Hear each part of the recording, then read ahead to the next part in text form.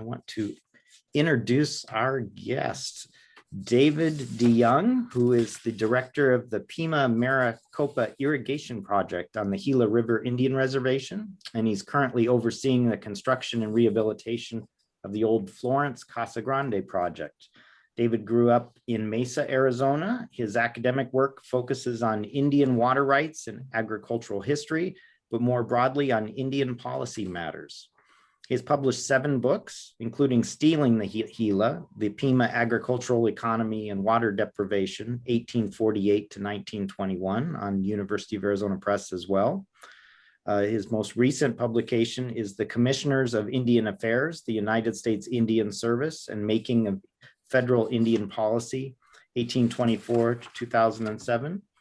And the new book we're here to talk about today, Diverting the Gila, we'll be putting links in your chat to that, and it is due out here momentarily, we believe, by the beginning of April. So, David, I want to welcome you to Ollie, and thank you so much for joining us today. Well, thank you, Scott. Let me...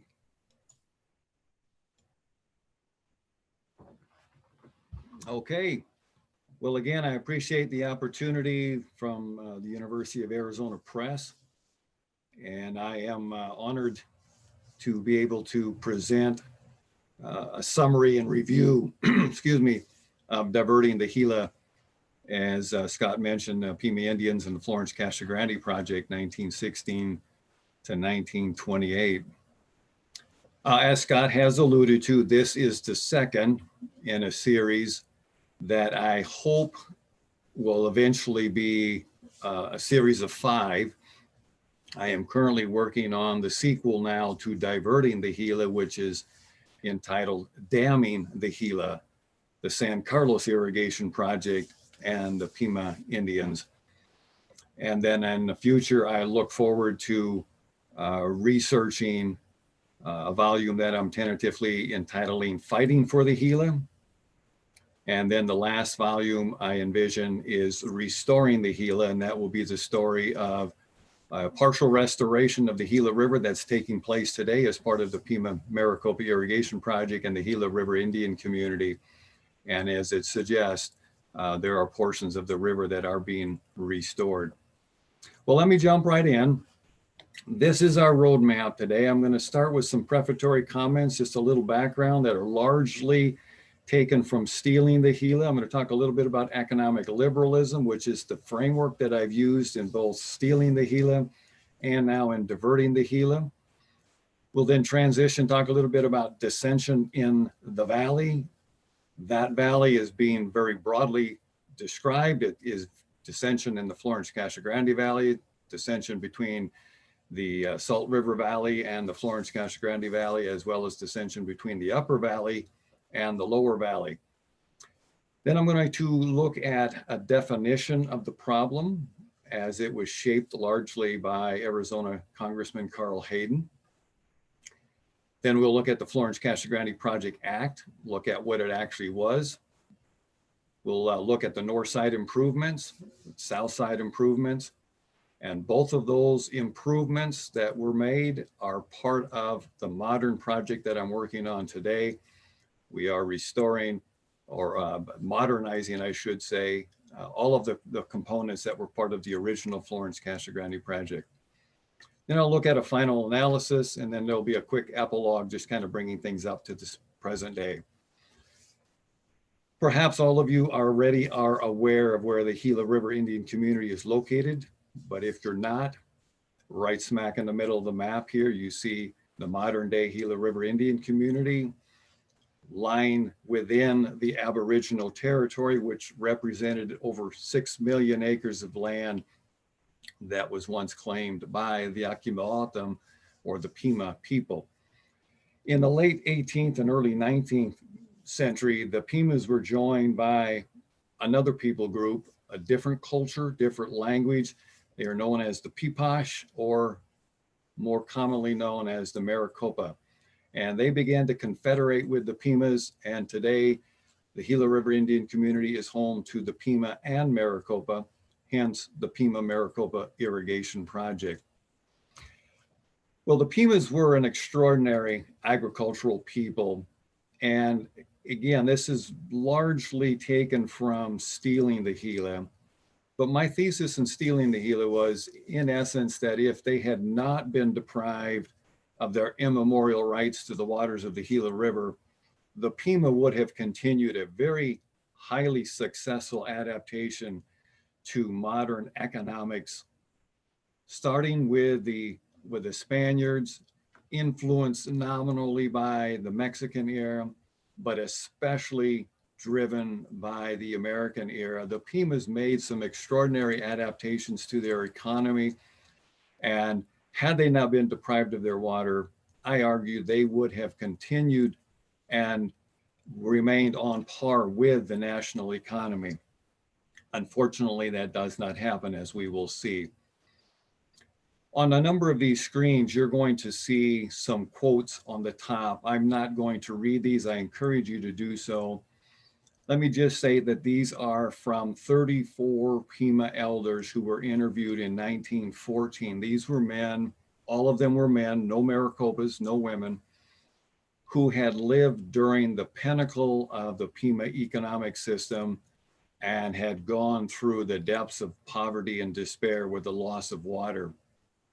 But I really like this drawing. This comes from John Bartlett's 1856 boundary survey. It's a great picture looking down into the Casablanca Valley in the middle of the Gila River Indian community. This is the breadbasket. This was the breadbasket. This is the breadbasket. And in the future, I suspect will always be the breadbasket of the community.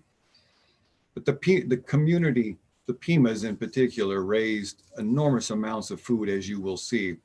During the California Gold Rush, I estimate that there were at least 40,000 visitors who came through the villages unannounced. Everyone found hospitality.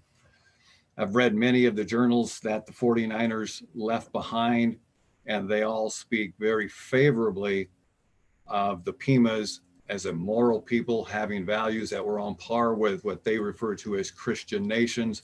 Everyone that sought assistance received assistance. And as I've alluded to, the Casablanca area and the Pima villages more generally were known for many years as the granary of Arizona. The 1860 census documents about 7,300 acres in cultivation, but the Pimas double cropped and in some cases triple cropped. And that's in line with the 1859 annual report of the Commissioner of Indian Affairs, which notes that there were 15,000 acres cultivated. And as you can see, there was an extraordinary amount of wheat and corn that was grown, 194,000 bushels of wheat, 216,000 bushels of corn, enormous amount of food that was grown at this time. But this prosperity will not endure. And I'm going to transition now and talk a little bit about economic liberalism, because again, this is kind of the theoretical framework that I use as part of both Stealing the Gila and Diverting the Gila. And I'll talk more specifically, but I want to point out 4 specific acts that are shown here on the screen: the 1862 Homestead Act, the Desert Land Act, the General Allotment Act, which was specific to Indian country. If you're not familiar, the General Allotment Act is the act that actually broke up reservations by allotting individual tribal members a parcel of ground. And then the 1902 National Reclamation Act, which is going to set off a run to put the last remaining unappropriated water resources to use. So what is economic liberalism? Well, I like this framework because when I was growing up and studying American history in school, I had always heard of this concept called laissez-faire, hands off, that the West was settled under laissez-faire governance. Well, broadly speaking, we might argue that there was indeed laissez-faire, hands off in terms of the government, its role in the West, but in reality, there was much more federal involvement than perhaps people had expected, including the acts that I just showed on the screen, the Allotment Act, the Reclamation Act, the Homestead Act, et cetera. all of these federal laws were part of this grand social experiment of the 19th century, an experiment that really was given voice by President Jefferson and this concept of yeoman farmers. Jefferson was a firm believer that if the nation was made up of yeoman farmers, men and women who had their hands in the soil and depended on the soil for their livelihood, those would be men and women who would be willing to defend the land should foreign invasion take place. Well, this was the concept. This is what was applied all across the West with the idea of both in the Homestead Act and in the Desert Land Act. This also was the center of federal Indian policy. This concept of yeoman farmers was at the very core of what the General Allotment Act. But in the West, in the Southwest in particular, in order to make the land productive, one had to put water on the land. And it was difficult to do so. There were many irrigation projects across the West that were attempted by small groups of farmers, maybe even large groups of farmers, but they struggled to raise the necessary capital. And you will see this as I go through the presentation and look at the Florence Canal Company. Interestingly, President Roosevelt, who would sign the National Reclamation Act into law, Roosevelt at the time, at the turn of the 20th century, Roosevelt actually favored a democratic position on reclamation. Republicans in general favored reclamation, but they did not favor direct federal involvement. The Carey Act of 1894 provided grants of federal land to states to be sold with the proceeds to be used to develop irrigation projects. Didn't apply in Arizona because we were still a territory at the time, but Teddy Roosevelt favored direct federal involvement. And upon the assassination of President McKinley, of course, Teddy Roosevelt became president, and soon thereafter, the Reclamation Act was approved and would be a very essential component of the development of the West. But the effect of all of this, economic liberalism in general, these specific laws in particular, had a tremendous impact on tribal nations, a deleterious impact on tribal nations. Almost all the tribes would be pushed to the periphery of the economy. Happened right here with the Gila River Indian community as well. The reclamation projects benefited non-tribal members.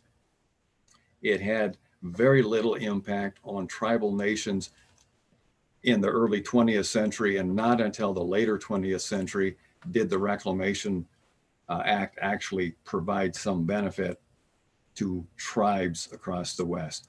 And then keeping in mind, this again, it's part of federal policy.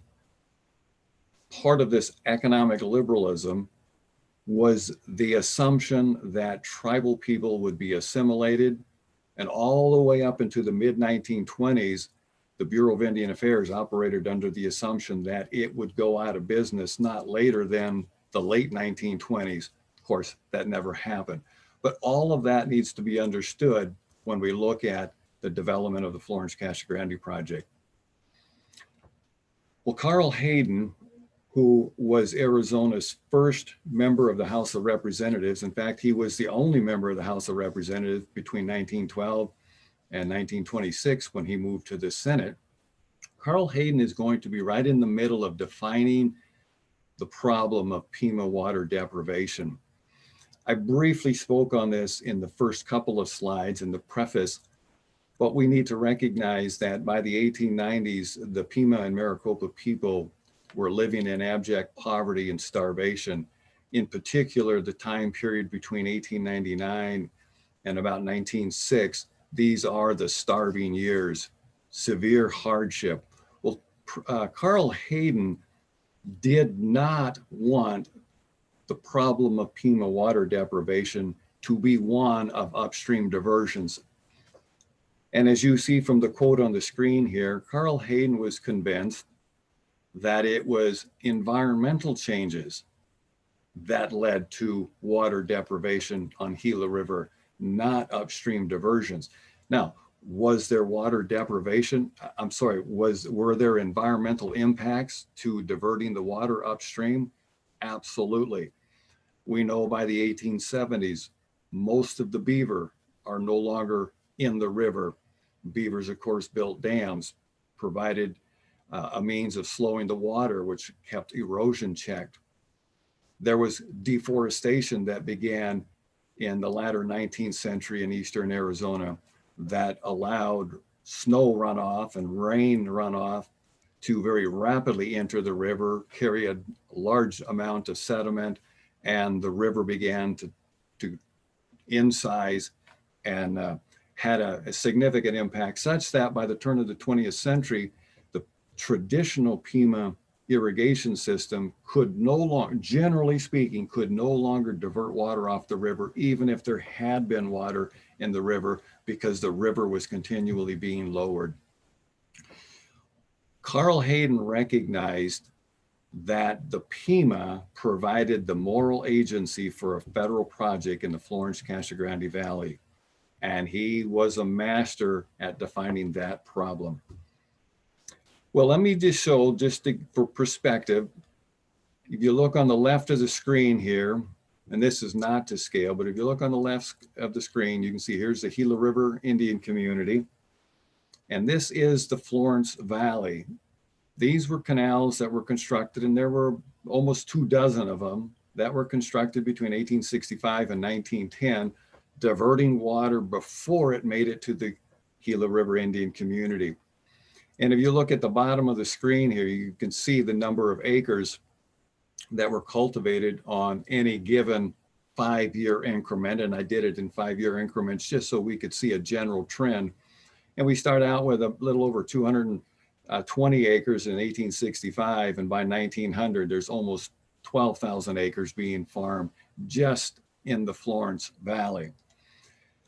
But there were also diversions in the Upper Gila Valley. If you look at the little map in the bottom left corner here, if you're not familiar with the area, this is in eastern Arizona.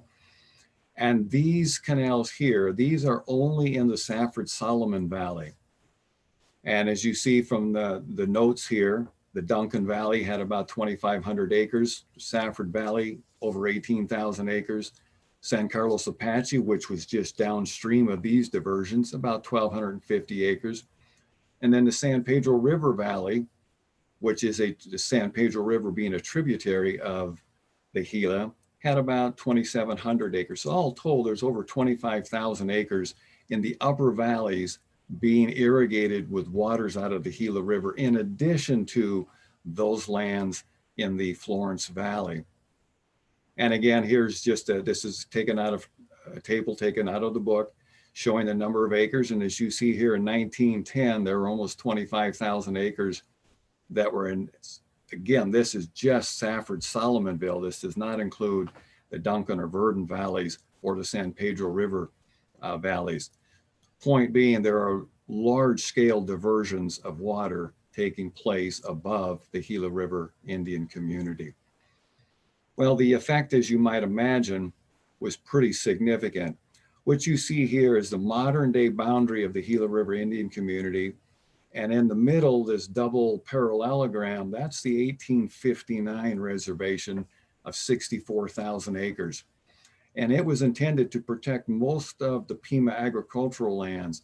Well, with all of these upstream diversions, there's a migration of Pimas upstream into what will later become known as the Blackwater area, an area that the Pimas had in the past irrigated, but were not then currently irrigating. And the Maricopa people migrated all the way to the far northwest corner of the reservation up to the Salt Gila confluence, and they began to irrigate with water from the Salt River. A large number of Pimas and Maricopas also left what is today the Gila River Indian community and moved into the Salt River Valley, where in 1879, Congress would establish the Salt River Pima Maricopa Indian community. The Pima and Maricopas from Salt River are the same people as those from the Gila River. Well, the man in the middle of the screen here epitomizes the effects of this economic liberalism. in multiple ways. First of all, I want you to see here, this quote here was written by Antonito Azul, the man you see on Chief Azul's right hand. He wrote that he and his father had abandoned about 123 acres. Now, I don't know how many acres he still farmed. He didn't tell us that when he was interviewed, but we know that he and his father abandoned about 123 acres. So why is that significant? Well, it's significant in that a lot of land was abandoned because of lack of water, but it's also significant because it demonstrates that many of the Pimas grew large acreages of crops. When the Gila River Indian community was allotted, the allotments originally were going to be 5 acres. They ended up being 10 acres. And the thinking was by the U.S. Indian Service that Pimas and Maricopas didn't need more than 10 acres because they just needed land to subsist on. Obviously, many of the tribal farmers grew significant acreages, and that had allowed them to become economically prosperous until the river was diverted around 1890. This is a headline from the Chicago Tribune in June 1900. And this is one of scores of articles that were written, principally sponsored by the National Irrigation Association. And this is an important connection. This is discussed in Stealing the Gila. But the National Irrigation Association was advocating federal reclamation, and they needed something or someone to demonstrate why it was essential to have federal reclamation. They found the Gila River Indian community, and the Pimas became the poster child for the National Irrigation Association. That would be successful. The Reclamation Act would be approved, but the Pimas would not benefit. In 1900, the Presbyterian Church also conducted a study. And as you see here, of the 586 families that were visited, 74% or 432 grew nothing. Again, this is in the middle of the years of starvation. There were scores of canals, as you see here. This actually is an old portion of the Florence Canal, but there were scores of canals that were abandoned on reservation because of lack of water. In order to provide for their families, the men of the community began to cut mesquite. And here is Chief Azul. The quote is by Joseph Head, but this is Chief Antonio Azul standing at Sacati Station on the Maricopa and Phoenix Railroad in front of untold number of cords of wood that had been cut and were waiting to be transported up to the Phoenix area to be sold. Well, this cutting of mesquite destroyed the mesquite bosque on the community. You can look here at the number of grain, bushels of grain, corn, and the number of cords of wood cut between 1887 and 1904. But what I want you to see here in terms, first of all, if you look at, generally speaking, every year, the number of bushels of grain is decreasing. But in these 6 years of tremendous starvation, the average amount of grain grown was less than 24,000 acres. Mere subsistence required 25,000, and adequate food source required 50,000 bushels of grain just to provide for subsistence of tribal members. So it shows the depths to which the Pima economy had fallen. And then on the right, I just showed there's the average in that 6-year period, about 11,000 cords a year. We estimate there were about 100,000 acres of mesquite just clear cut across the community. Well, the effects of economic liberalism are going to be significant. In 1859, the community farmed 15,000 acres, and by 1900, fewer than 3,600 acres. That's about an 80% decline in the number of acres cultivated, and there is no more sale of surplus crops, grain, corn, hay, etc., melons, outside the community. Everything that is grown is now being used on reservation. All right, I'm going to transition now into some of the dissension in the Florence-Casa Grande Valley. I'm not going to talk at depth on this Brady lawsuit, but what I want you to see here is in the 1890s, Florence is actually fallowing lands, just like land had been fallowed on the reservation prior to 1890 and continued throughout the 1890s. And there were a number of reasons for that, principally upstream diversions in the upper valley, but also because the Florence Canal continued to take almost all of the water to the detriment of downstream irrigation canals. Peter Brady filed lawsuit in the 1890s, and the Pinal County Court ruled in his favor. But all the court did was adjust the rights. Brady was told, when you need water, it will be delivered through the Florence Canal. The Florence Canal Company, you must deliver water to Peter Brady whenever he asked for it. But it did not issue a decree as to who had rights. All this did is adjusting how water would be delivered. The lawsuit really points out the effects that upper valley diversions had on the Florence Valley, just as the Florence Valley 20 years prior had diverted water and had a negative or deleterious effect on the Pimas. The Florence settlers were now facing those same pangs, not so much of hunger. Rather than hunger, many of the Florence settlers just simply abandon their land and they move out of the valley.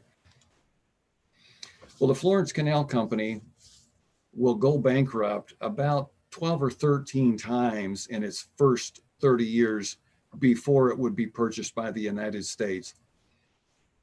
In 1900, the Casa Grande Valley Canal Company bought the Florence Canal and encouraged. This map is taken from one of their advertisements. You can see down here in red, this is the Casa Grande Valley. Up here in green, that was the Salt River Valley. The Casa Grande Valley Canal Company advertised itself as a canal company that would deliver water to make the Florence Valley look just like the Salt River Valley. If the Salt River Valley could be successful, so too could the Florence Valley. So they tried to encourage additional settlement, but the real reason they were encouraging settlement is they were trying to raise additional O&M revenue to operate the Florence Canal. The big challenge with the Florence Canal, starting in 1887 when it was constructed and continuing to today, 2021, is the sediment load of the Gila River. Sediment has been a major maintenance issue for the Florence Canal from the very beginning. Well, the Casa Grande Valley Canal Company attempted to raise the rates, but the Pinal County Court rejected it. They wanted to raise rates from $1.50 an acre to $5 an acre. It was rejected.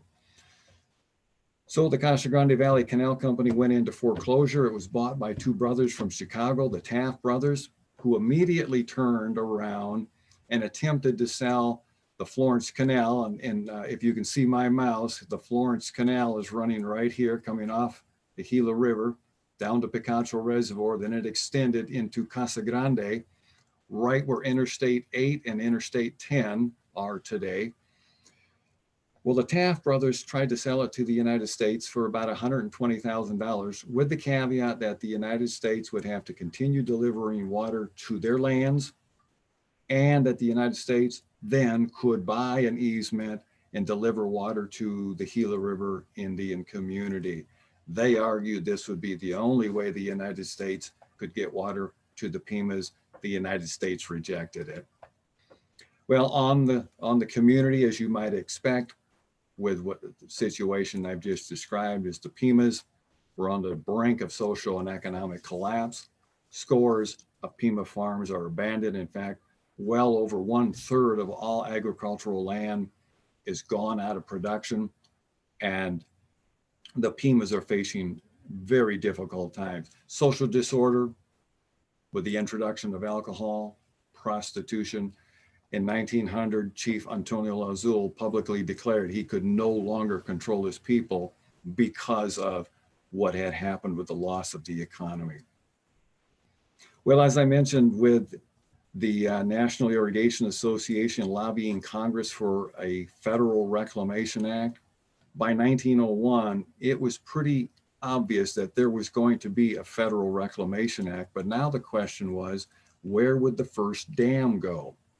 There were multiple locations that had been looked at, including the Tonto Dam site, with a proposed Hudson Canal being constructed to deliver water not only to the reservation, but to Casa Grande, or the Buttes on the Gila River, the Riverside site on the Gila River, San Carlos site on the Gila River, and there was even a site on Queen Creek known today as Whitlow Dam.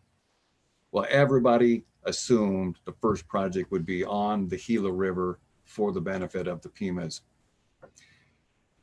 Now, to understand, again, this is all part of this dissent. This dissension is very broad.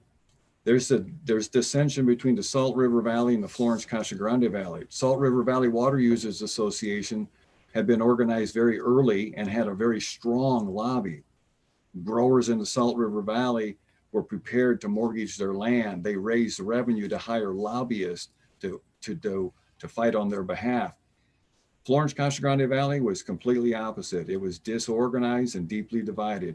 It was divided between Florence and Casa Grande. I need to recognize Florence, the water was diverted into Florence first. Casa Grande was about 45 miles downstream on the canal.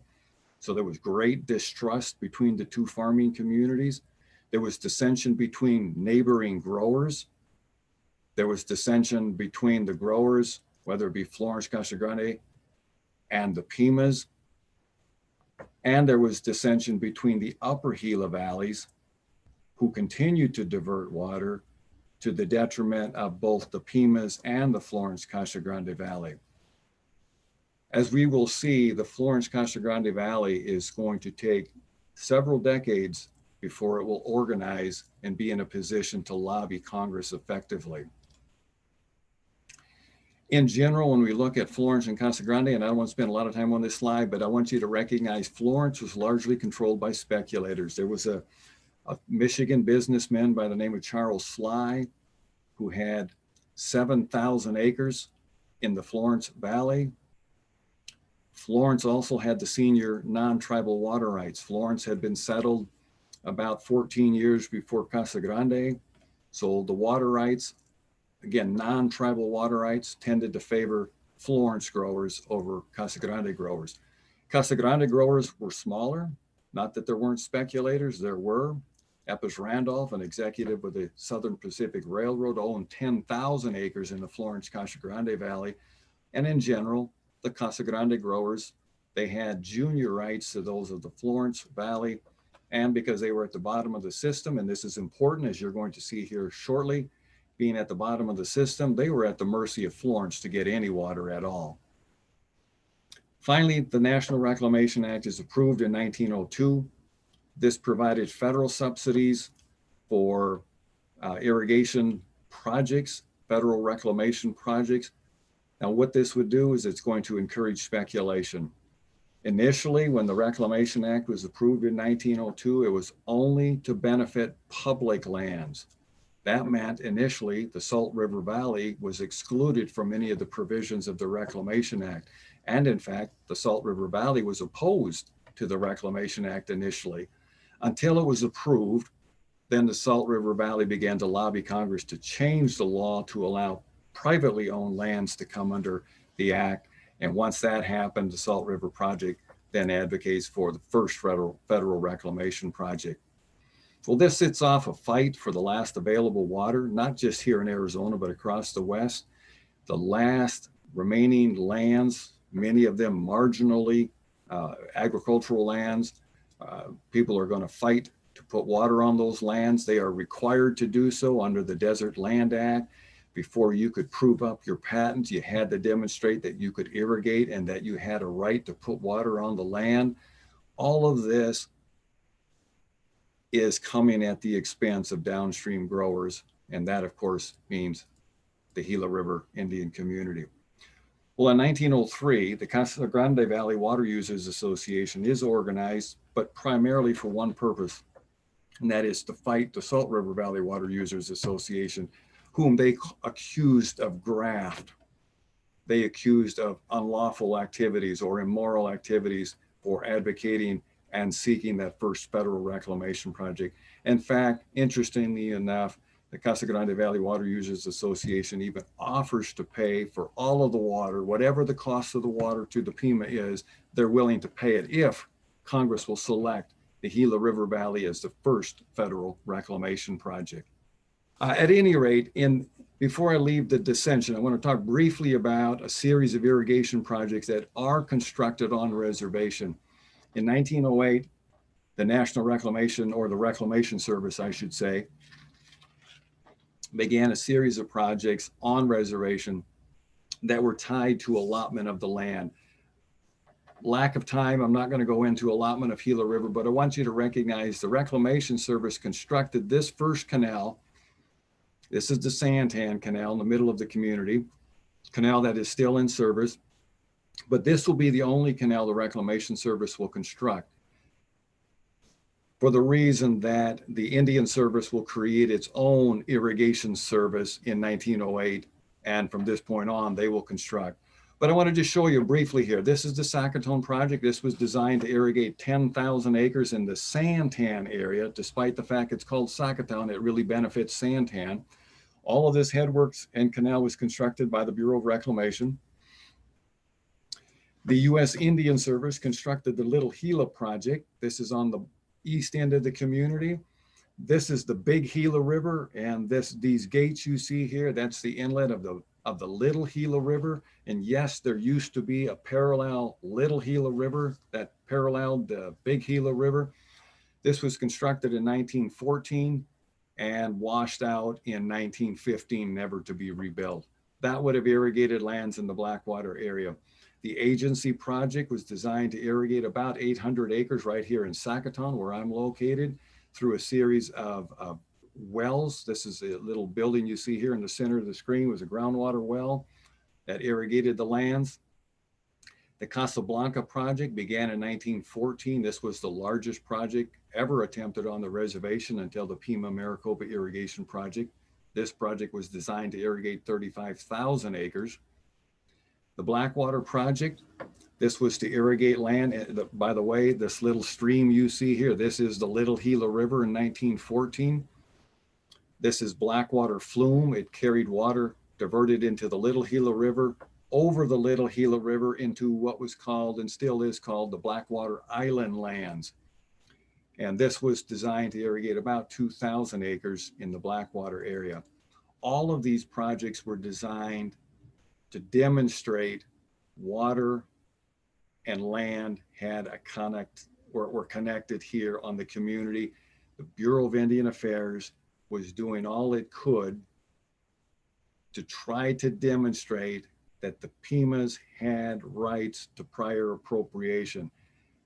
Interestingly enough, even though in 1908, the Supreme Court had ruled tribes have reserved rights that are unquantified, the Indian Service never attempted to use the reserved rights doctrine on Gila River, instead attempted to put water to use through prior appropriation. All of these projects that I'm showing you here totaled about 50,000 acres, which later would become the number of acres that the community would receive decreed rights to the Gila River from. But at the time, most of these projects were unsuccessful. Dwindling water supply. Again, if you look here on this graph or this chart, in 1866, the Pimas were using 100% of the water, no diversions upstream, and yet within 50 years, they were using less than a third, and over 2/3 of the water was being used above them. And the third that arrived, or the 30% that arrived, tended to come in short ephemeral bursts, flood flows, here today, gone tomorrow, and were of nominal value to the Pimas. Before I again leave some of the litigation in Florence-Casa Grande Valley, I want to talk just briefly about two cases here. And the point of these two cases is not to go into the legal arguments, but to demonstrate the effects. William Schultz was a farmer in Casa Grande, and he sued Canal Water, which now controlled the Florence Canal, in 1907 and in 1913. And you can see here, the judge in 1907 ruled that Casa Grande would get all the water the 1st through the 15th of the month, and then Florence would receive it the 16th to the 30th. But as you see here, Florence ignored the ruling, absolutely just ignored it. Florence took the water first, and they continued to take water. 1913, Schultz sued again, this time in the midst of severe water shortages. The judge then ordered that 600 acres could be irrigated in Florence, 600 acres in Casa Grande. And if there were water for more lands, then the water would be divided equally on an equal amount of land. In general, Florence continued to ignore this as well. Again, demonstrating this contention that continued in the Florence-Casa Grande Valley. The situation grew more pronounced because in 1911, 2 more irrigation companies were organized. Both of these companies were organized because they were unhappy with the service of the Florence Canal. The Florence Canal could not deliver the water necessary, 1, because there wasn't enough water available, and 2, because of the continued sediment problem. Canal Mutual Irrigation Company was organized principally to deliver water to the Florence end of the valley. The Casa Grande Valley Water Users Association was organized, not to be confused with the earlier Casa Grande Valley Water Users Association. This is more, that was a lobbying group. This now is an organization of Casa Grande Valley water users, and they started construction on their own canal, shown here in this photo taken in 1914. They constructed what is today known as the Florence-Casa Grande Canal, then known just simply as the Casa Grande Canal. Both of these irrigation companies filed for appropriations for over 100,000 acre-feet of water annually. There was not 100,000 acre-feet of water available for either of these 2 canal companies, but nonetheless, they filed for water. Let me transition now a little bit and begin looking at a definition of the problem. And this is going to be, for the most part, defined by Carl Hayden, as I've already alluded to when I talked about economic liberalism. In 1911, the Pimas, with the assistance of the Indian Rights Association, wrote a letter called the Pima Appeal for Justice and sent it to every member of the United States Senate and the United States House. Most national newspapers published it as well. Well, it got the attention of Texas Congressman John Stevens, who introduced 2 pieces of legislation, one authorizing the San Carlos Project, i.e. Coolidge Dam, and secondly, to authorize federal adjudication of Pima water rights. Recognize at this time in 1912, tribes could not sue on their own. They could only sue if Congress authorized them to sue. Well, Carl Hayden, who was a member of the House Committee of Indian Affairs, immediately opposed it because Hayden, 1, did not want federal adjudication of water rights. Secondly, if there was going to be a San Carlos project, Hayden wanted to use that project to benefit non-tribal growers as well. He wanted a joint works project. He convinced the House committee to kill it, and the bill was indeed killed. In the interim, and again, this is all leading to a definition of the problem, Charles Sly hired an engineer by the name of John Quentin, who argued, based on his analysis, that 100,000 acres could be irrigated in the Florence-Casa Grande Valley at a cost of $26 an acre. Had that been so, $26 an acre was actually very reasonable. Sly also hired an expert engineer, James Schuyler, out of Los Angeles, world-renowned engineer. And Schuyler also said 100,000 acres could be irrigated. But Schuyler added a new component to this argument, and that was that if there's not sufficient surface water, then all we need to do is to begin mining groundwater. Well, this is going to change the whole nature of water development in the Florence-Casa Grande Valley. Well, the U.S. Geological Service evaluated both of these projects. In fact, there were other proposals as well. These are the 2 most prominent. USGS evaluated it and then made a statement that unfortunately nobody heeded. They argued that we don't look at the abundant years as to how much water might be available that would determine the size of an irrigation project, but you need to look at the scarce years, and that's what you build the project size to, because that's all the water you know you're going to have on those scarce years. And in the years 1901 to 1905, there were very scarce years.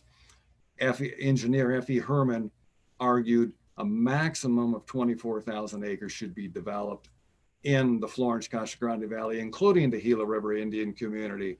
And obviously that was not going to be enough. USGS and the Reclamation Service both took a conservative approach, both opposed the San Carlos project. USGS obviously does not construct irrigation projects, but the US Reclamation Service did.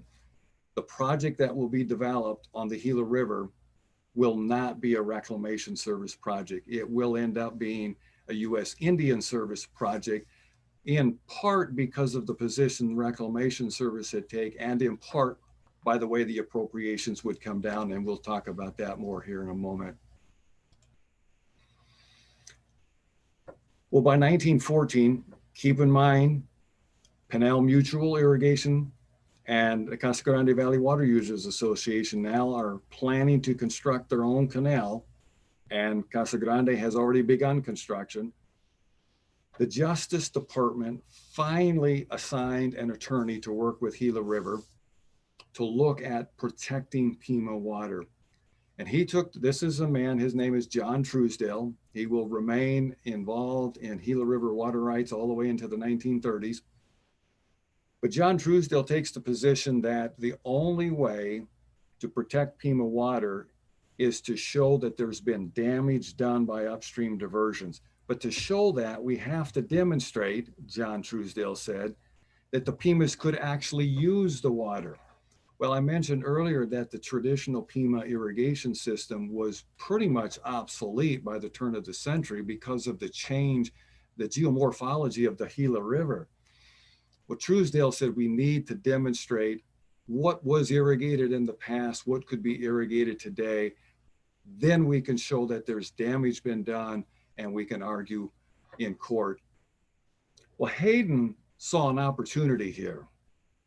Hayden was concerned with any federal involvement, but the adjudication survey did demonstrate to Hayden that this could be twisted and used to the benefit of Pinal County. So Hayden visits with Pinal County water users and says, you need to initiate a friendly lawsuit. This needs to be local. We don't want the case in federal court. So the case, a lawsuit will be instituted, and it will be held in a Pinal County courthouse. There is no federal involvement. In fact, the Pimas aren't even represented in this case. He then went to Arizona Senator Henry Ashurst and Arizona Senator Aurelio Smith and united Arizona's congressional delegation and said, we need to be united in order to advocate a project that will benefit the entire valley. And then thirdly, he said, we've got to unite the Florence-Casa Grande Valley. And this is going to be the most difficult of all of the actions that Hayden would engage in. So here is one of the maps of the 1914 adjudication survey. The survey was conducted by an engineer named Charles Southworth, who mapped every single field, some an acre or two in size, some 10 acres in size, on the reservation. He then went upstream and documented all of the lands farmed in the Florence-Casa Grande Valley and went all the way into eastern Arizona. So we have maps of all of these lands, which lands were then being irrigated. And the numbers I'm going to show you here that you see on the screen, I don't want you to take them as exact. I took all of these fields, digitized them, and then took a representative sampling of them. And based on that sampling, a third of the fields had been abandoned. about 7,000 acres had been abandoned, but there were still about 12,000 acres that could receive water. And that's important to recognize. These are not 12,000 irrigated acres. These were acres that could receive water if there were water available. And then as you see there on the bottom of the screen, the mean field size, those fields that were abandoned were about 6.57 acres in size, whereas the currently irrigated or eligible for irrigation lands were 5.16 acres. Now, it might not seem like a big difference, but that is more than 20%, meaning the fields that were then in production were 20% smaller than the fields that had been abandoned. And that is more pronounced the further west you go. When you get on the far west end of the community, the average fields are about 3.3 acres in size. The meaning of that is as the people migrated downstream, they reestablished an agricultural economy, but it was a subsistence economy. And rather than growing crops for sale, they now are growing only what is necessary to survive. And as you see here, here are the downstream villages, and you can see how much smaller the mean field size is. But there's another reason why so much of this land is being farmed to grains, and that is grain was the least, used the least amount of water, and it could be a subsistence food. Blackwater, Sacratone, Santana, Casablanca, these are all older traditional villages, and you can see they're all north of, well, other than Sacratone, 5.1 acres. They're all close to 7 acres in size, but the downstream fields are all much smaller in size. Well, I mentioned Hayden opposed the bill that was introduced in 1912. Well, Hayden now introduces his own bill. He introduces House Bill 17016. And this called for support for the San Carlos project and a dam, but it would be a joint works. The Upper Valley towns of Safford, Solomonville, Duncan, Verdon, etc., they all were very concerned. They saw this as a menace to their interest. Hayden then responded to them and promised that he would not interfere in any Upper Valley rights, whatever rights they had, and that had been defined by local decision in Graham County. Hayden said, we will not interfere with any of your rights. This is just going to focus on the downstream Florence-Casa Grande Valley and the Gila River Indian community. Florence-Casa Grande Chambers of Commerce, modern terminology, now began to advocate the two valleys. We must unite. If we do not unite, there will not be a federal project. Army Corps of Engineers conducted a study at the request of Carl Hayden. And as you see here, they came up with a storage facility and a cost of $2 million, but it was based on 2 acre-feet per acre, and 61% of the water would go off reservation, 39% of the water on reservation. This bill is not going anywhere. I mentioned the speculators, Charles Fly and Epis Randolph, owning large areas of land. Well, they came to control the Florence Canal, and now they propose to sell it to locals. They offered to sell it for $86,000. However, there were caveats. If you buy it, you have to construct a diversion dam, a permanent diversion dam. There was a brush diversion dam on the river, but you must build a permanent one. You must enlarge the Florence Canal, and you have to irrigate land that Sly and Randolph own. Well, this proposal will be rejected, and I'm sharing this only because it shows the continuing influence of speculators. There are other speculators, H.E., name skips my mind right now. There's another speculator, Fenimore. H.E. Fenimore is also a large speculator. Only at this point does the Florence-Casa Grande Valley begin to see the need to join with the Pimas. They are opposed to the speculators. They're tired of the speculators controlling their actions, and they now ask Carl Hayden to intervene on their behalf. I mentioned John Truesdale. John Truesdale, as part of the adjudication survey, John Truesdale issues a legal opinion. And this is an important one because this not only is going to govern the Florence-Casa Grande project, but it's going to continue on and govern the San Carlos Irrigation Project of 1924 as well. In this opinion, Truesdale says this project will be a U.S. Indian Service project. He knew the Reclamation Service was not interested in this project. They did not support the San Carlos site. They thought the rock was too rotten. They did not like the division of water. Truesdale now says it'll be an Indian Service project, and it's going to be a 60,000 acre project, 35,000 acres for the Pima and 25,000 acres for the Florence-Casa Grande Valley. And if you want to be part of this project and be assured of water, number one, you have to relinquish your water right to the United States.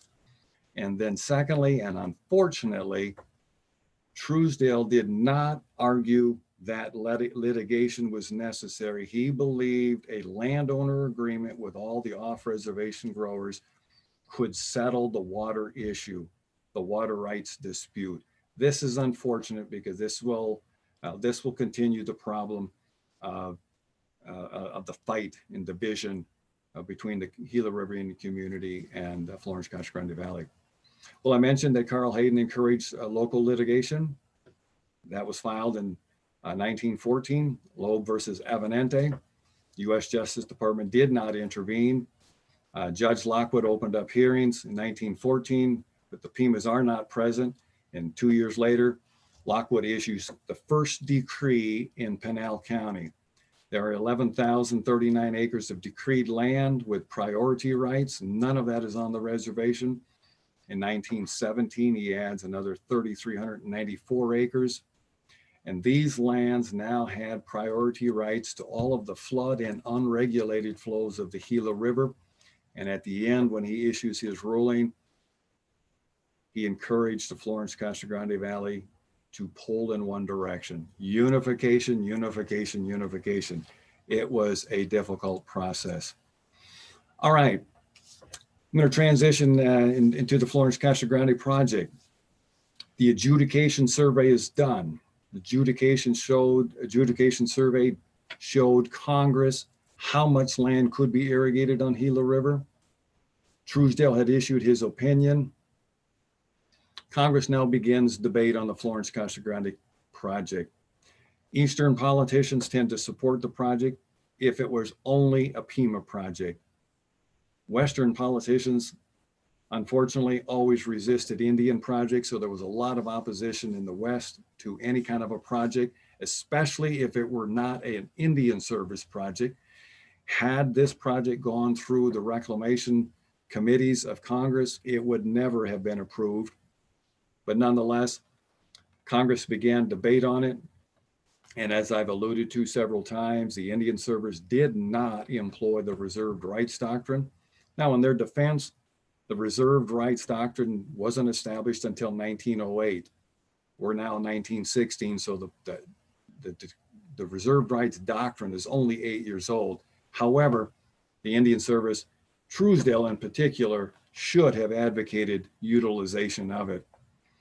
Well, the House and the Senate Committees on Indian Affairs are both very skeptical. Senator Harry Langs called it a white man's proposition and said, hey, if there are, in his words, white men involved in this project, they are the ones who are going to benefit. The Senate argued dams should not be in Indian bills. Dams ought to be in bills that are dealing with dams on U.S. rivers. This is not an Indian Service bill. The House was concerned with repayment, in particular because when the Salt River Project was constructed, repayment was to begin as immediately upon completion of the project. However, growers weren't ready to, and there was a lot of discussion about forgiving the repayment. Well, that didn't happen. There were delays in repayment. The House was concerned that we need to make sure that if there is a project, that the United States is reimbursed for it. As part of the hearings, both in the Senate and in the House, there were discussions about quantifying how much water the Pimas would receive. In the discussion in the Senate, several senators commented, if we all acknowledge that the Pimas have a prior right, then why don't we quantify that in the bill so we ensure that they get the water to which they are entitled? Hayden opposed any quantification. In fact, he said, let's allow the Indian Service to, quote, do what is best. If we quantify, they can't do what might be best at the end of the day. Again, Hayden's hands are all over the Florence-Casa Grande project. Well, Hayden then pulled his trump card, so to speak. Hayden argued that if Congress were to approve of the Florence-Casa Grande project as a joint works project, this would help distribute the cost and the benefits, and in his mind, more importantly, avoid any reallocation of water. Otherwise, Hayden said, the Pimas are going to have to pay for all of it, and there is no way they'll ever be able to do so. Hayden also said we need to absorb the Casa Grande Canal, we need to federalize it, and there needs to be an Indian lateral, which would later become known as the Pima lateral, that would deliver water to the Gila River Indian community. And as you see, there's a quote from Hayden acknowledging that the only avenue of approach is by virtue of the fact the Pimas are going to be benefited. Hayden now threw his trump card out, and he also said that the Pimas diversion would be moved upstream, co-equal with the diversions to the Florence-Casa Grande Valley, meaning the Pima water would be diverted at the headworks where the Florence-Casa Grande Canal is, and the water could be equally divided. That, by the way, was a proposal first made in 1872 by Civil War General Oliver Otis Howard, who was sent by President Grant to the Gila Valley to find a way to restore water to the Pimas. Howard said, we can do that, but you'll never find anybody honest enough to do so. And it never happened. Well, now there's a new bill introduced. This is the bill that will be approved. It includes a provision for a landowner's agreement. Again, the landowner's agreement, it's important to recognize that meant there would be no federal litigation because Truesdale was of the opinion the landowner's agreement would settle all of the disputes, and there would be 2 diversion dams. This is Asher's Hayden Diversion Dam. This picture was taken in 1941. Congress now is assuming the landowner's agreement was key. Congress now assumed that because the agreement was included in the legislation, the bill could be approved. And on May 20, 1916, Congress will approve, and President Wilson will sign into law the Florence-Casa Grande Project Act. Water would be, and according to the act, water would be distributed in accordance with the agreement. And again, we're going to see here in a few moments, that agreement is not advantageous to the Pimas. And secondly, the U.S. Indian Service, they would be given the authority to determine which lands to include in the Florence-Casa Grande project. Well, the valley is still divided. It has not yet been united. In fact, in 1914, the Casa Grande Valley Water Users Association made very clear that if its lands were omitted from a project, and remember, Casa Grande is at the bottom end of the system, they would do everything they could to foil the project. Well, Canal Mutual, which had not constructed any of its canal yet, but they did have a diversion dam site, they now agreed to cede their site to the United States. Perhaps more ominously, southwest of the Pima Reservation, in what is today the city of Maricopa, growers will drill 100 wells and begin irrigating 10,000 acres of land using groundwater, not surface water.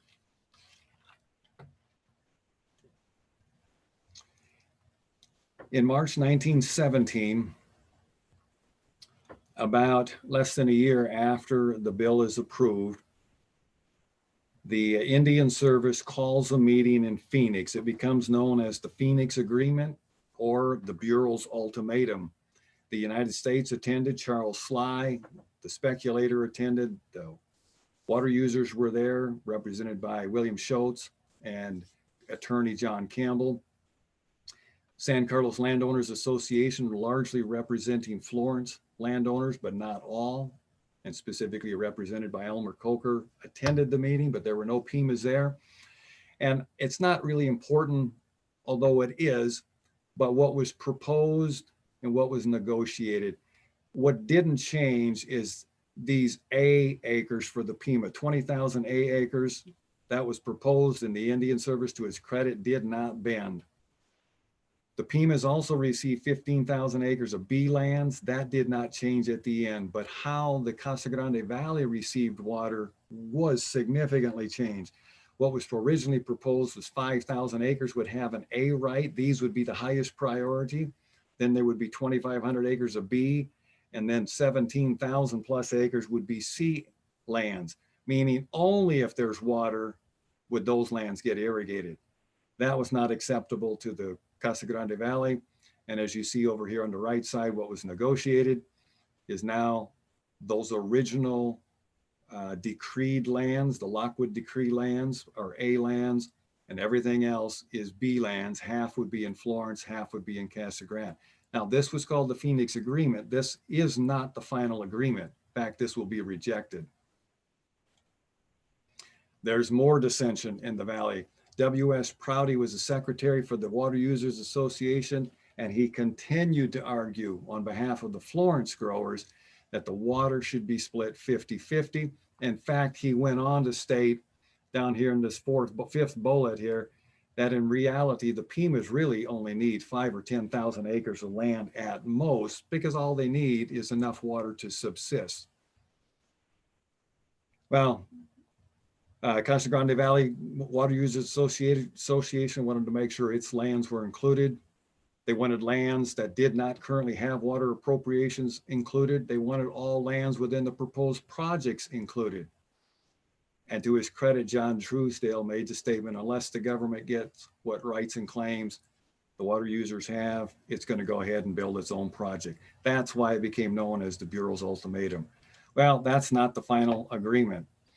Truesdale's ultimatum was extended when he sent letters to all of the Florence-Casa Grande canal companies and said, either cede your canal to the United States or you're going to be left out of the project. Judge Lockwood, in numerous speeches and in media accounts, spoke on the absolute necessity of the valley unifying. It's time to come together. Well, Canal Mutual, the Aztec Irrigation Company, the Farmers Operating Community, and the Water Users Association and others now agree that it is time to unite, and they do so. They form a committee of 5 that very quickly becomes a committee of 6, 3 from Florence, 3 from Casa Grande. They are now authorized to negotiate on behalf of all of the landowners with the United States. There still is division. Casa Grande favors the Phoenix Agreement. Florence wants a 50-50 division of the land. And then quietly behind the scenes, Charles Olberg, an Indian Service irrigation engineer, completed the design on Sakutone Dam in 1918. Not coincidental. This was to put pressure on the Florence-Casa Grande Valley that if you do not unite, we're going to start construction on Sakutone Dam first, and the rest of the project will follow if there is an agreement. Well, it had the right effect. In April 1919, a second meeting is held with the Indian Service, the United States Justice Department, the Committee of 6, the water users, no Pimas. And this agreement in Los Angeles is the final agreement. The United States acquired all infrastructure, all rights of way of all the canals and diversion points. But in exchange, they agreed to enlarge the project to 62,000 acres. The Pimas retained their 35,000, but the Casa Grande Valley now was increased from 25 to 27,000 acres. There is not enough water for 62,000 acres. There wasn't enough water for 60,000 acres. Well, the landowners' agreement will very quickly be signed. 357 landowners will sign up 27,000 acres of land that will be agreed upon by the Indian Service in May of 1919. A little under a year later, Secretary John Barton Payne accepts the landowner agreement. And then at the end of the month, he declares the project is now feasible. And now that it's been declared feasible, only then can construction begin. I should point out that the Indian Service actually signed agreements for more than 80,000 acres because it didn't know exactly where all those lands were going to be located. What they knew is they wanted them all as compact as possible, and they agreed, the Indian Service, that is, agreed with the Landowners Association that it would sign up anybody that wanted to commit their lands, and then they would pick from those lands the 27,000 most advantageous lands. Agreement now is in place. Well, in 1920, Florence Diversion Dam, 1920, a solicitation is issued. There are no bids, so the Indian Service now agrees that it will construct the project on force account. And on January 12 of 1921, construction is authorized. Charles Olberg is in charge of all of the work. By the way, I've transitioned. I'm going to go very quickly through the north side improvements so I can get to the epilogue.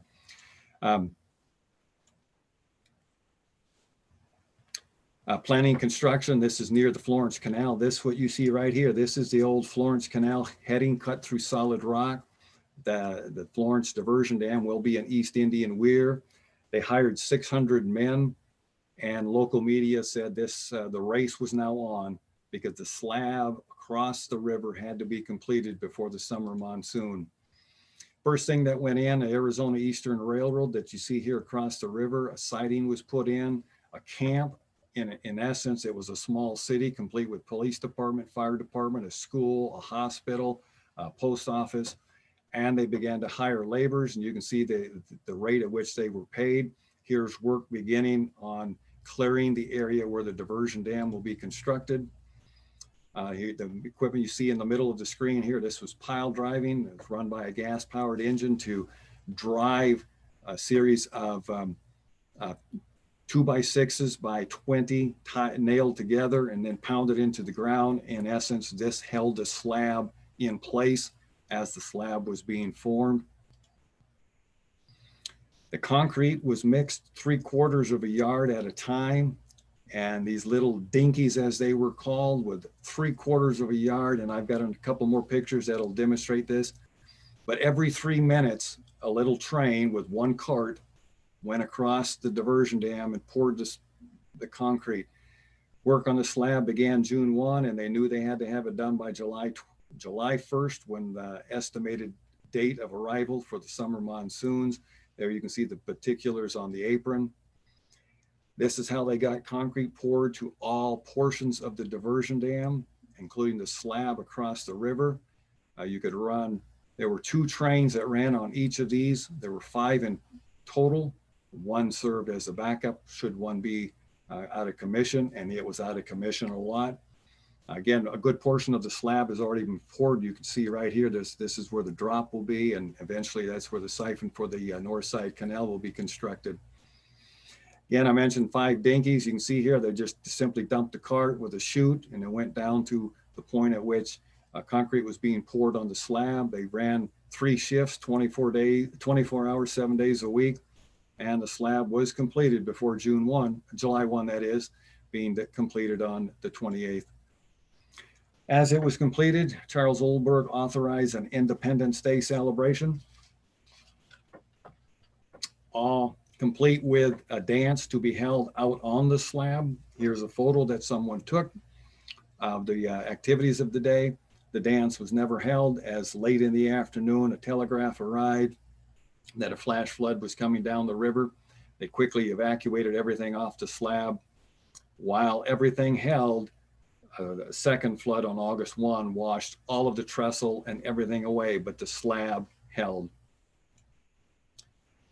Florence Diversion Dam included, never to be used, but included a 42-inch siphon pipe for the north side canal. You can see here's the pipe that was constructed right underneath this drop structure here on the actual diversion dam. This is called an East Indian Weir, I didn't point out earlier, because the dam floats on the surface of the river. It is not anchored on bedrock. Bedrock was 85 feet down, so Olberg elected to use technology the British had developed in India, and this has worked fine. It is still in operation today. Once the slab across the river and the actual diversion was constructed off here on the right side of the screen, these 4 bays were constructed for sediment sluicing, and these are actual gates that divert water into the Florence-Casa Grande Canal. And as you see here, on May 14, 1922, the retaining wall was completed. I look at these pictures today and look at it, it's amazing no one was hurt. Only one person died on this project, and that was Charles Olberg's wife, who died of an aneurysm. Nobody was injured or killed on this project. The dam was dedicated in May 1922. Congress had appropriated $250,000, and you can see it came in under the cost. This picture was taken in 1923. Again, this is the diversion dam across the river. There are the intake gates. There are 9 of them that they have been rehabilitated. There are only 7 there today. Northside Canal was to follow, and the intent was to equalize the cost of the north side improvements versus the south side improvements. Very quickly, the money on the north side was expended and only 1,650 feet was constructed. Very quickly, they realized the north side canal could not be constructed as intended. It would later be re-engineered and extended 22 miles under the authority of the San Carlos Irrigation Project. Florence-Casa Grande Canal then followed, took 5 years to construct. Again, the Indian Service did it. Intermittent construction, because this was during the Harding and Coolidge years, where Harding's economy and entrenchment program, fiscal economy, funds were only available for short periods of time. All of the staff would be laid off, only to be hired later in the year. One of the coolest structures is the China Wash flume. Unfortunately, we tore this down 2 years ago and put a siphon in here. Came to be known as the taco shell. A beautiful structure. 11 miles downstream, this is the Florence-Casa Grande Canal. This is the headworks of the new Pima lateral. You see the Pima Canal turn out in 1924. Here's construction on the Pima Canal. These are the south side improvements. It was all supposed to be lined with concrete. In reality, only the first 3 miles was lined with concrete and everything else was left earthen, which meant it was a very inefficient system. Here's construction of the on-reservation McClellan Wash siphon. This was constructed right through a bed of quicksand. Then construction moved to Sakutone Diversion Dam. This is just above Sacratone on the reservation. Here, the river is 1,700 feet wide. At Ashurst Hayden, the river was 396 feet wide. And this diversion was necessary for on-reservation diversion points. The dam was bid twice, and all the bids came in well over the appropriated funds available. So the Indian Service also constructed this, hired a lot of Pima, Papagor, Tonaotam, and Navajo labor. Estimated to cost that $250,000. You can see it ended up being triple that amount before it was constructed. Here again is the pile driver. You can see the pile of 2x6 being driven down into the bed. Here is Sakutone Diversion Dam and Olberg Bridge. Olberg Bridge is still in service today. It's only 18.5 feet wide, so only one car can travel at a time, but it is still in service. The original diversion was right here, an open conduit, and as you can see, it very quickly filled with sediment. So the Indian Service added this above ground, if you will, siphon across the river to take water. Either way, this canal could divert to the north or to the south. All right, final analysis. Looking back on it, post-diversion dam construction. Well, the Pimas, when the dam was completed, grew only half the crops they did in 1914. But in reality, the Florence-Casa Grande also had many abandoned farms and had reduced. The only entity that actually increased irrigation were the upper valleys in eastern Arizona. Again, where the river flowed year round, they took their diversions anyway. This just shows the cost of the project. And what's important here is the on-reservation Florence-Casa Grande project, $1 million plus other improvements, $900,000. All of this was reimbursable. It went into the liens on every trust patent, and the Pimas did pay for all of these improvements. San Carlos Irrigation Project, different story. That was gratuitous, but all of the Florence-Casa Grande improvements were paid by the Pimas. You can see the off-reservation value Pimas had rights to 35,000 acres. They only had water for 7. And in 1922, 23, and 24, there were widespread failures in these villages you see here. All the while, the Upper Valley continued to increase its diversions. A lot of pressure was placed on irrigating the land. Commissioner of Indian Affairs said if the land's not irrigated soon, Congress is going to cut off appropriations. Now there's pressure to lease, led by Carl Hayden, 90,000 acres. In fact, Carl Hayden wanted to open up the reservation for settlement by World War I veterans who would be paid their bonuses by securing land. Upper Valley diversions, as I've mentioned, increased. Their irrigated agriculture went up 24%, now irrigating 46,000 acres. Charles Southworth and L.H. Woolsey actually did a study of different points along the river using USGS diversion measurements, and determined that if there were no Upper Valley diversions, there would be plenty of water available for the Pima, despite the fact that there were about 40% losses in the river before it would be diverted. Upper Valley now begins to develop groundwater, and the groundwater is going to have just as deleterious effect on the Pimas as surface water diversions. And Arizona's water code was very, how should we say, discriminatory in that it exempted anybody that had any kind of a court ruling prior to 1919. They did not have to fear any forfeiture. This, by the way, reared its head again in 2019, but that's a different story.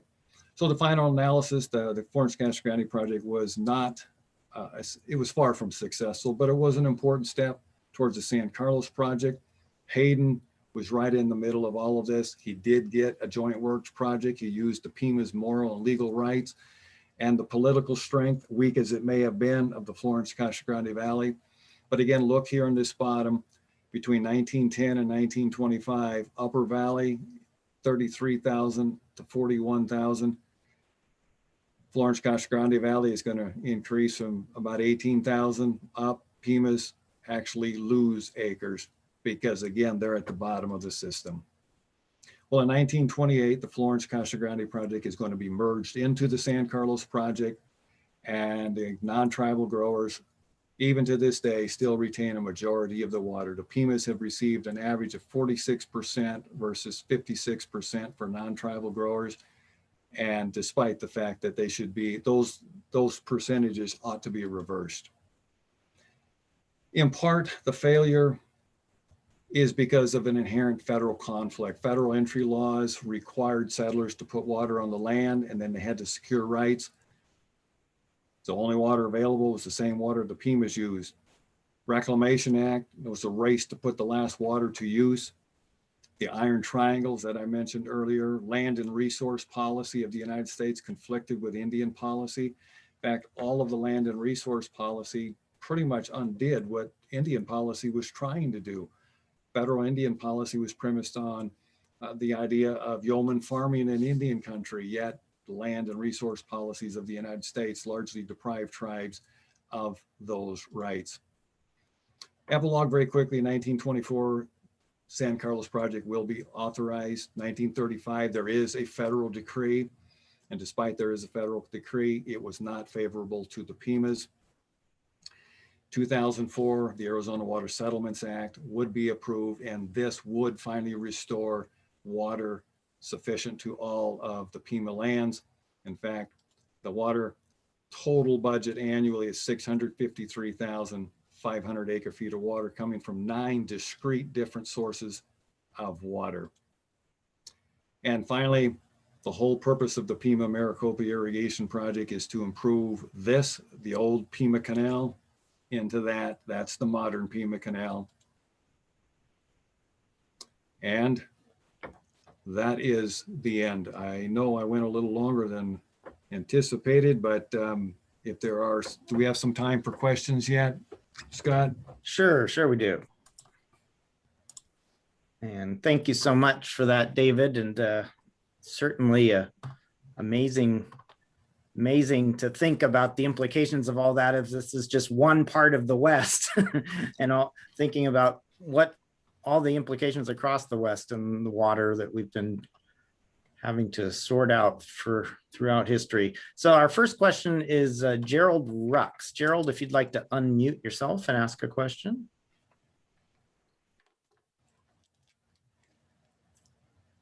Gerald, are you there?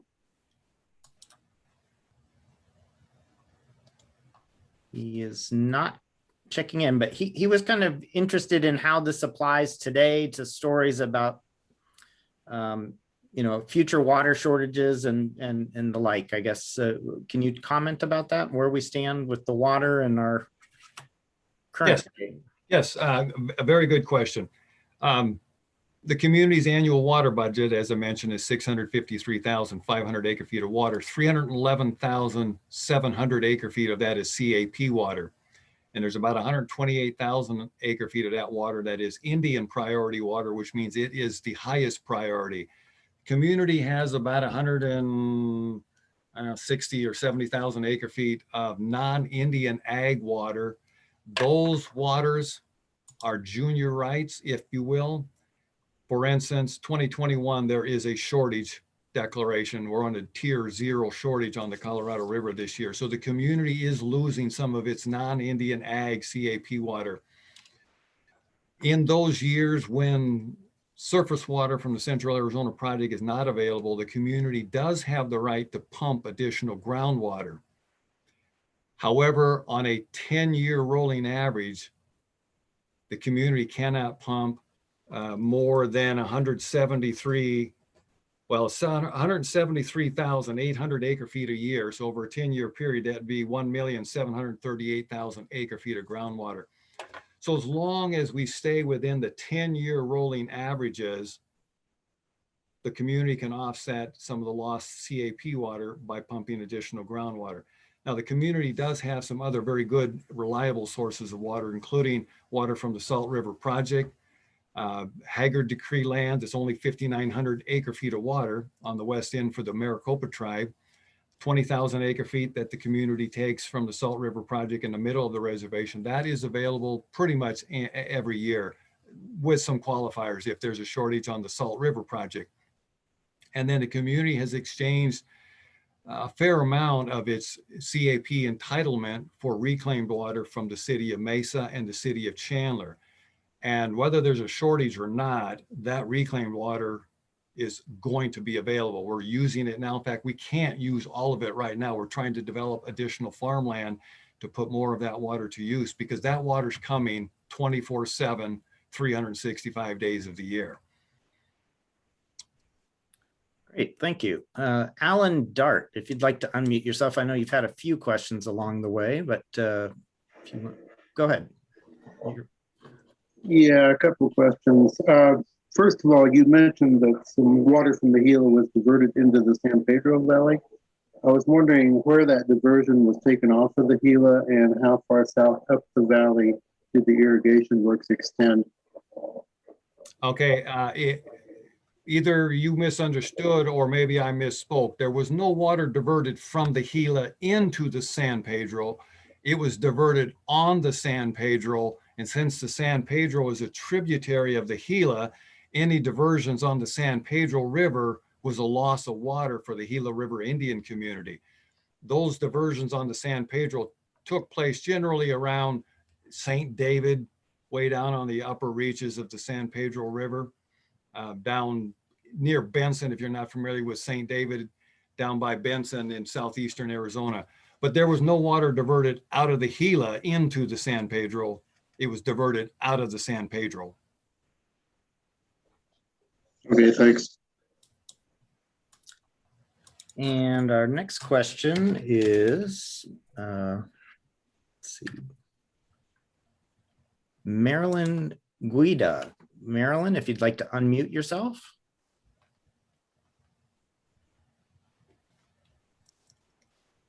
Marilyn, are you able to unmute yourself? I can see her question, Scott. Okay. Her question is, did the Pima or Maricopa ever have any treaty rights with the US government? And the answer to that is no. There were no ratified treaties between the United States and the Pima and Maricopa, but there was a treaty on April 9, 1863 at Fort Yuma that was um, executed by the local military leader. And it was a treaty between the United States and 5 tribes, including the Pima, the Maricopa, the Mojave, the Yavapai, and the, who did I leave out? Maybe it was the Kashan. But there were 5 tribes that signed that treaty, but it was never ratified by the United States, notwithstanding that treaty, which was a treaty of friendship, was always fulfilled. And it has been for over 100 years, there has been a 5 tribes treaty celebration here on Gila River. It always occurs on the weekend around April 9. But again, the treaty was 1863, but it was not a ratified treaty. We have another question. I think the person might have left, but it's a good question. Who was handling the legal representation and services for the Pimas during the water crisis? That was all handled by the U.S. Justice Department, and the attorney was John Truesdale. He was assigned by the Justice Department. He was a water rights expert, and he was assigned. The Pimas had asked for decades for protection of their water, and the federal government, unfortunately at that time, well, let me put it this way. Tribes could not represent themselves, believe it or not, until 1983. After 1983, tribes now could begin to represent themselves and file their own litigation and begin to better defend themselves. Prior to that, they had to rely on the Bureau of Indian Affairs, which typically would go to the Justice Department, and the Justice Department would assign an attorney. But the Pimas were represented by John Truesdale, starting in about 1912, thereabout. And again, he would represent the community. He would represent the United States acting on behalf of the community. Let me rephrase that.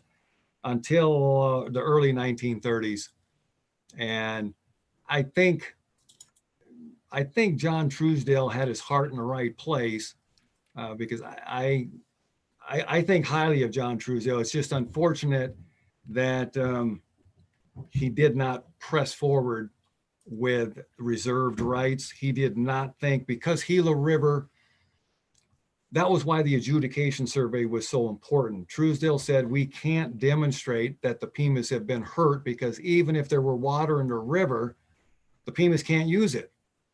Again, because the river had been incised, and the old irrigation system was obsolete. And in part that was, as Hayden said, because of environmental changes. But Truesdale was not comfortable arguing reserved rights. So he basically argued using prior appropriation. And that followed into the Globe Equity when the Gila Decree was issued in 1935. It largely is built on prior appropriation rights, not reserved rights. Although the Pimas were acknowledged as having 210,000 acre feet of time immemorial water rights. I have another question that asking again about current day. So is the Pima Reservation now more economically viable? And can you describe sort of the economic situation of growing in this area today? Absolutely. When I first started working for the community in 1992, there were probably not more than 6,000 people living on the reservation. There were only a couple of businesses. There was a food market and a couple of gas stations, and the Arts and Crafts Center, and then Lone Butte Industrial Park, which for its time was doing okay. But not until the community opened up its first casino in 1992 did enough financial resources come into the community to create more jobs. Today, the community has, I think, 3 casinos, probably employing about 10,000 people. The tribal government is very, very large. I mean, the tribal government is probably in the neighborhood of 1,500 or more employees. And there is tribal preference, Gila River Indian community preference in all positions, then Indian preference, and then the non-Indians, should the position not be filled. Gila River Tribal Farm, which was the community took over from the Bureau of Indian Affairs in 1968. It employs about 100 to maybe 120 people. And there are a number of small businesses now all across the community. We've seen in recent decades, well, really, and especially since 2009, that is, we've seen over 6,000 acres of agricultural land coming back into production. So there are many more economic opportunities today. In fact, if you were to drive through the community, you would count, and I'm going to kind of guess here, I'm going to guess there are somewhere in the neighborhood of 1,000 to maybe 1,500 new homes that have been constructed over the last 10 or so years. The tribe is using gaming revenues and housing and urban development funds that they're available, for everybody. And the point of all that is there have been many people. There are about 11,000 people living on the reservation today. So that's double just in the last 30 years. And I think it's going to continue because there are more and more economic opportunities every year. The future, in my perspective, the future for Gila River really is quite bright. Not only does it have an enormous water supply, the community now is a major partner in any water discussion in the state of Arizona, as witnessed by the drought contingency plan a little over a year ago. There would not have been a drought contingency plan approved here in the state of Arizona had it not been for the Gila River Indian community. And in some respects, there's a lot of irony in that. There's a lot of irony. The community partners with the Salt River Project. The community markets some of its unused CAP water. Well, it created Gila River Water Storage, Inc., partnered with Salt River Project, an entity that's been around over 100 years and has marketed water, and the community is now a partner, when over 100 years back, Salt River Project was not the friend of the community. Pinal County, all of the Pinal County irrigation districts since 2004 in the water settlement have been using water in lieu water, CAP water that the community made available in exchange for not pumping groundwater, with the community then getting water credits of equal amount to the groundwater that's not pumped.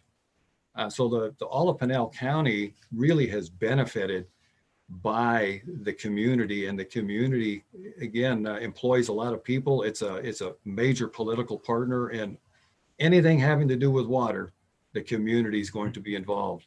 And it sits right between Phoenix and Tucson. The CAP is a 3-county service area: Maricopa, Pinal, and Pima County. Gila River's in Pinal County, Phoenix Metro's in obviously Maricopa, and Tucson's in Pima. And the community's right smack in the middle, right on the CAP system. And so with today's agriculture, the Pima controls most of that, or how does that work? Today, probably 60%, there's about 33,000, maybe 32,000 acres of land in production right now. And of that, maybe 18,000, maybe 20,000 is controlled by community members or the tribal corporate farm.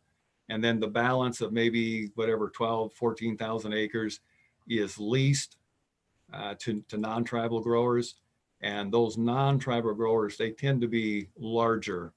For instance, there's one grower, non-tribal grower, that farms about 4,500 acres. Another one has about 1,200 acres. Another one has about 1,500 acres. They tend to be larger entities farming, but about 60%, I would say, is tribal growers. And that number is growing every year.